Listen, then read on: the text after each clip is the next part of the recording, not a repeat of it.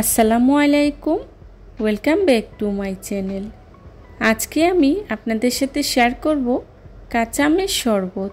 এই শরবতটা খেতে খুবই মজার হয়।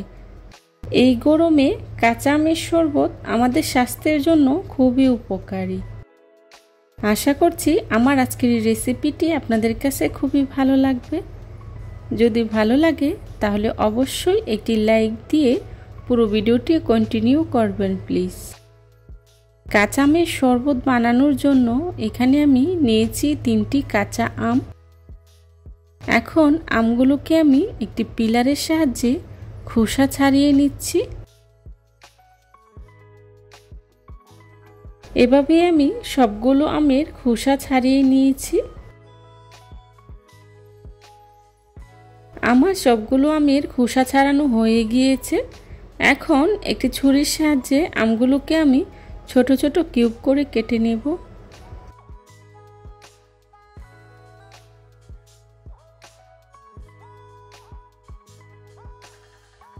আমার সবগুলো আম কেটে নেওয়া হয়ে গিয়েছে।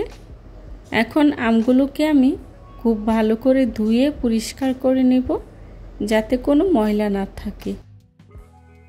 আমগুলোকে আমি খুব ভালো করে ধুয়ে পরিষ্কার করে নিয়েছি। এখন আমগুলোকে আমি ব্লেন্ড করার জন্য নিয়েছি একটি ব্লেন্ডারের জগ। এর মধ্যে দিয়ে দিচ্ছি আগে থেকে কেটে রাখা আমগুলো, দিয়ে দিচ্ছি পুদিনা পাতা, আর দিয়ে দিচ্ছি ধনিয়া পাতা কয়েকটি, দিয়ে দিচ্ছি কাঁচামরিচ 4-5টি, আর দিয়ে দিচ্ছি চিনি 1/3 কাপ, লবণ 1/2 চা চামচ, বিট লবণ 1/2 চা চামচ, দিয়ে দিচ্ছি ভাজা জিরা গুঁড়া 1/2 চা চামচ, আর দিয়ে দিচ্ছি লেবুর রস। এখানে আপনারা কাঁচামরিচের পরিমাণটা যে যতটুকু ঝাল খাবেন সেই পরিমাণেই দিবেন। তবে আমার কাছে কাঁচা আমের জুসটা ঝাল ঝাল খেতেই ভালো লাগে, সেই জন্য আমি কাঁচামরিচের পরিমাণটা একটু বেশিই দিয়েছি। তবে কাঁচামরিচের পরিমাণটা একটু বেশি দিলে জুসটা খেতে খুবই ভালো লাগে আর খুব সুন্দর একটা কাঁচামরিচের ফ্লেভার আসে।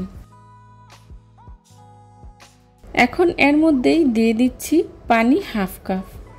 প্রথমে আমি 1/2 কাপ পানি দিয়ে খুব ভালো করে ব্লেন্ড করে নিব। ব্লেন্ড করা হয়ে গেলে পরবর্তীতে আমি ঠান্ডা পানি ইউজ করব। আমি খুব ভালো করে ব্লেন্ড করে নিয়েছি।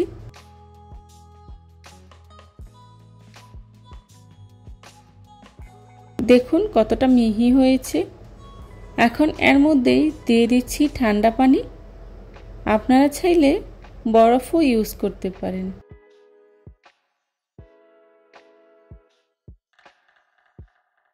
পানিটা দিয়ে আবারও আমি কিছুক্ষণ ব্লেন্ড করে নেব। এখানে আপনারা পানিটা পরিমাণ মতো দিবেন, যতটুকু জুস তৈরি করবেন সেই পরিমাণেই পানি দিবেন। আমার জুসটা পুরোপুরি হয়ে গিয়েছে। এখন আমি সার্ভ করে নেব। আশা করছি আমার আজকের এই রেসিপিটি আপনাদের কাছে ভালো লাগবে।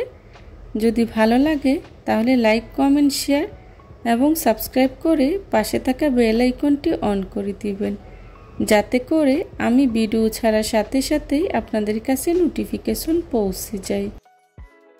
সার্ভ করার জন্য এখানে আমি নিয়েছি 2টি গ্লাস।